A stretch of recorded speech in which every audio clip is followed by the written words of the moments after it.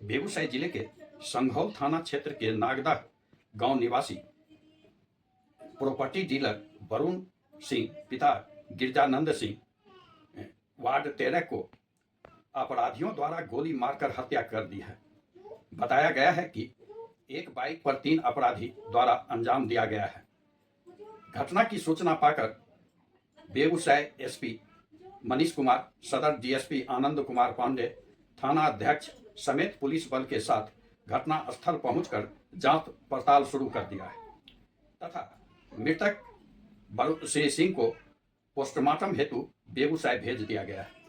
ऐसे प्रथम दृष्टया जमीनी विवाद का बताया गया है। हालांकि पुलिस अपराधियों को चिन्हित कर कार्रवाई में जुट गई है। बेगूसराय सीबी न्यूज एवं सिटी न्यूज से वीरेश कुमार की रिपोर्ट।